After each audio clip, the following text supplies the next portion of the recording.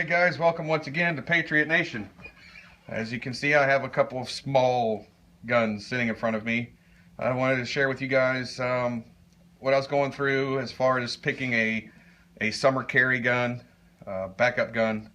These guns aren't exactly the same. It's the two options that I had available to me, and so I figured I'd just share my thoughts and impressions with you. Here we have a Glock 42. Clear. This is chambered in 380. Standard capacity is 6 rounds. Very small for Glock. John commented that it doesn't even feel like a Glock, it's so small. But that's option number one. And option number two is a Kahr CM9.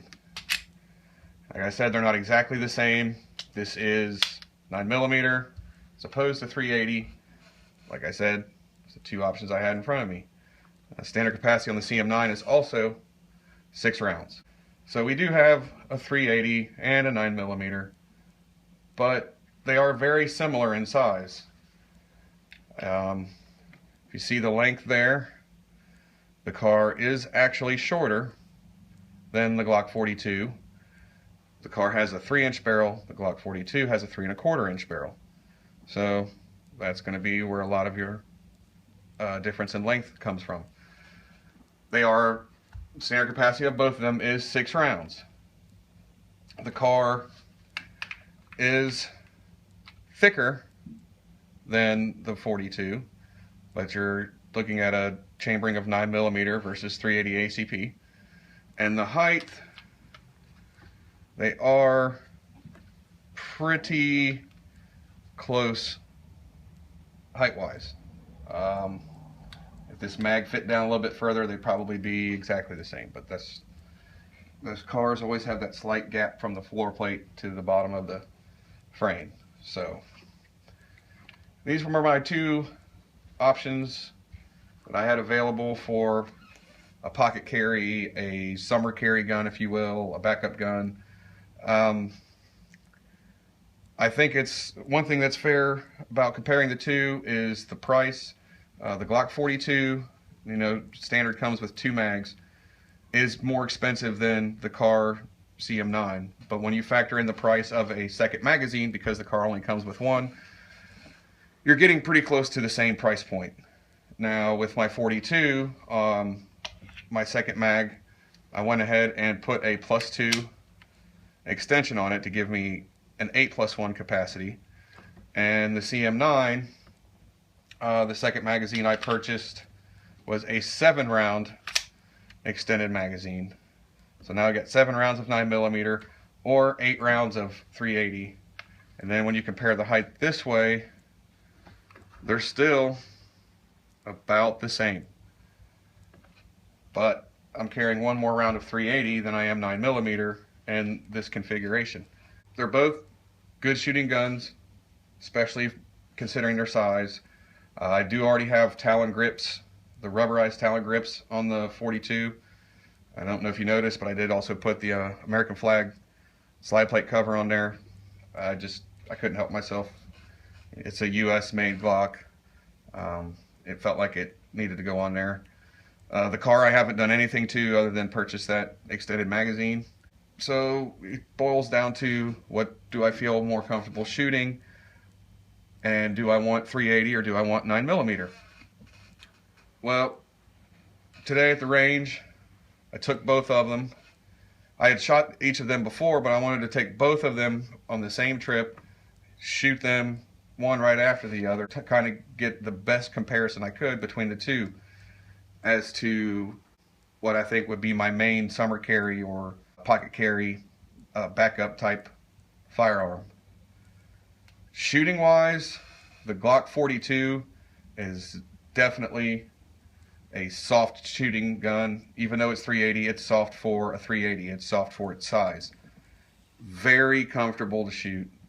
It's fun to shoot.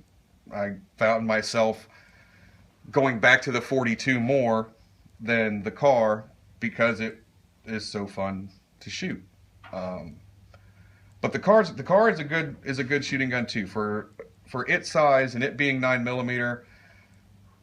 It's not uncomfortable to shoot. It's not unpleasant to shoot. It doesn't hurt. I've had a PM40 in the past, and I could put 50 rounds through that thing, and I was like, I don't want to shoot this anymore.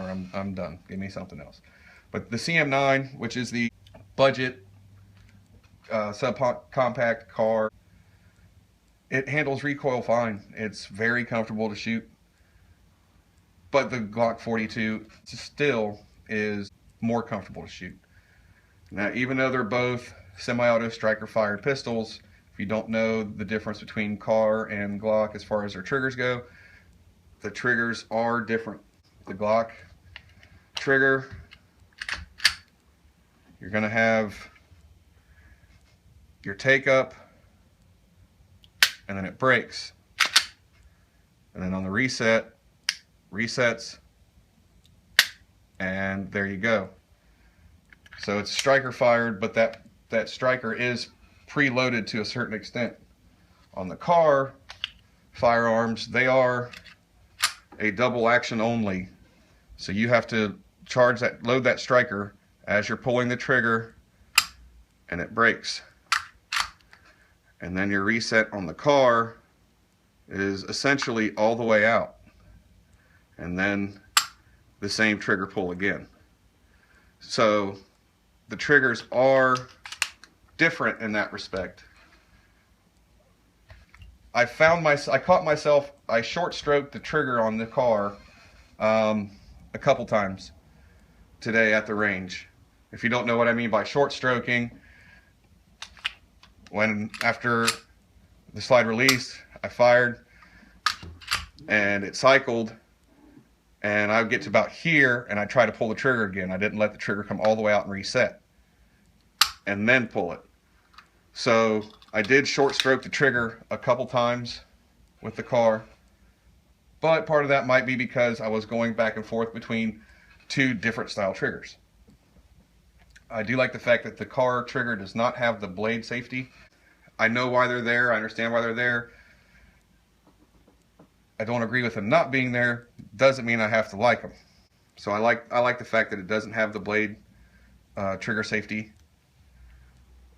But you know, then the thing I have to consider is, do I want to carry 380 or do I want to carry 9mm? You know, 380 here and 9mm. Granted, this is just FMJ ammo, ball ammo, target ammo, whatever you want to call it. That gives you an idea of the size difference between the two. And diameter-wise, they're pretty much equivalent. The 380 is essentially a shortened 9mm. So while this is more comfortable shoot and has less recoil, you also have less power coming out of the muzzle. Your typical carry load for this is going to be about 90 grains bullet weight, and 9mm starts at 115, or you get 124. With a 3-inch barreled Kahr, I would either run 124 grain HSTs or just 115 grain Hornady critical defense. From the things that I've seen, the research I've done, those two rounds seem to perform well out of the very short barrels, where some other ones don't. So, you know, I have a few carry options for both of these. I do have a custom Kydex holster for my 42. Now, obviously, this isn't a pocket carry option, but it is comfortable even in appendix carry, or, you know, strong side hip, or even weak side hip if I'm carrying it as a backup weapon. Because the gun's so thin, the holster isn't as big either, and it carries quite well. I do have a DeSantis pocket holster. As you can see, it fits the CM9 very well. It was designed for the CM9. And so I have that carry option. I also have a crossbreed Super Tuck for the CM9, but I don't know if I'd want a holster that big for a gun this small, especially if it's a summer carry and it's warm. Now this DeSantis, it will work for the Glock. Not as well, because the Glock is thinner, and if you look at the shape of the trigger guard in the front, They're not even close. I mean, this would work, but I think that would kind of be a last resort. If I wanted to carry the 42, I probably want to go out and just buy a pocket holster designed specifically for the 42. So what I've decided is I enjoy shooting the 42 more. It's more comfortable to shoot. The Kahr isn't bad, but the 42 is better. My biggest dilemma is, do I want to carry 380 or do I want to carry 9mm? When I think about it, I really want to carry 9mm, but with modern bullet design, I don't think that 380 is a bad choice. I shot this gun up to 7 yards today, and I'm an average shooter, but I was getting in the center ring at 7 yards with the 42. But in most self-defense scenarios usually happen within 10 feet, not 21 feet. And I feel that at 10 feet or closer, the 380 is definitely going to be enough to deter any threat that's posed to me. So for right now, I am leaning towards the Glock 42. That's not saying anything bad about the Kahr, but the 42 is just so comfortable to shoot. It's a Glock. I'm very familiar with Glocks. I have many of them. The short stroking the trigger with the Kahr for now is kind of concerning.